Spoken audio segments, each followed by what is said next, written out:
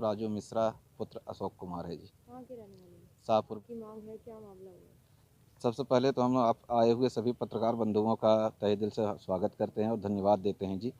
हमारा मामला ये है, नायब तहसीलदार रण सिंह, एसडीएम जयवीर सिंह यादव और एसडीएम निर्मल नागर, इनके साथ साथ जन सूचना अधिकारी और लिपिक कलर के कलाम अली के हैं।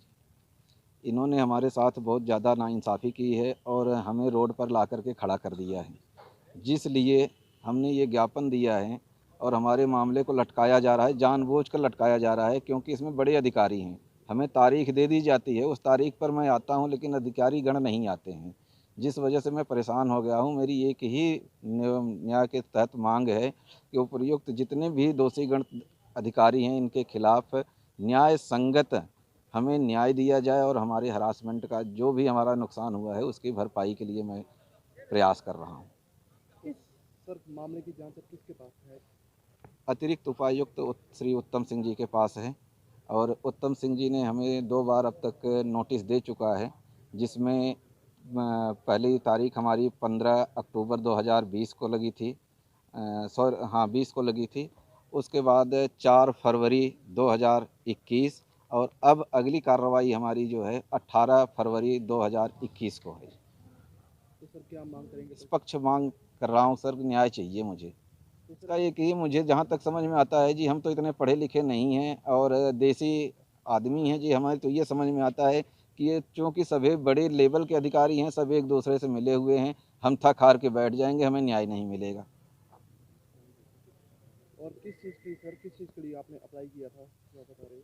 सर, ये मैं गवर्नमेंट ऑफ इंडिया के स्कीम के तहत मैं कोई अपनी फैक्ट्री को बड़ा करने के लिए फंड ले रहा था, जो भारत सरकार ने लागू किया है स्टैंड अप और स्टार्टअप इंडिया। इसके तहत मैंने लोन की अप्लाई किया था, अलग अलग बैंकों में मैंने दिया था, जो कि सिर्फ हमारा एक ही कागज़ की वजह से निरस्त हुआ और उसमें इन्होंने ये लिख के दे दिया कि लैंड रेवेन्यू एक्ट के तहत ऐसा कोई प्रावधान नहीं है। जबकि उसके विषय में लिखता हूँ तो ये हमारे पास देखिए सर कागज़ हैं, इसमें जब चीफ सेक्रेटरी साहब को मैं लिखता हूँ, उन्होंने कागज़ हमारे पास भेजा है, तो ये हमें करके दे देते हैं, उस चीज़ को करके देते हैं, तब लैंड रेवेन्यू एक्ट में आ जाता है। और एक आम आदमी जाता है तो लैंड रेवेन्यू एक्ट ही ये चेंज कर देते हैं कि ऐसा कोई प्रावधान ही नहीं है। उसके बाद अगर मैं किसी अन्य मार्फत से मैं करवाता हूँ तो भी हो जाता है। यानी एक अधिकारी तो ये कह देता है कि इसका कोई कानून ही नहीं है और दूसरा अधिकारी उसको बहुत आराम से कर देता है, ईजी कर देता है, या प्रशासन के दबाव में करते हैं या अपने देख लेते हैं कि हमें यहाँ से खाने पीने को मिलेगा, या इनका और कोई तरीका है, आज तक मेरे समझ में नहीं आया सर। 16 महीना हो गया, अगर हम 13 महीना कोरोना काल के 3 महीने को निकाल दें तो 13 महीने बचते हैं सर।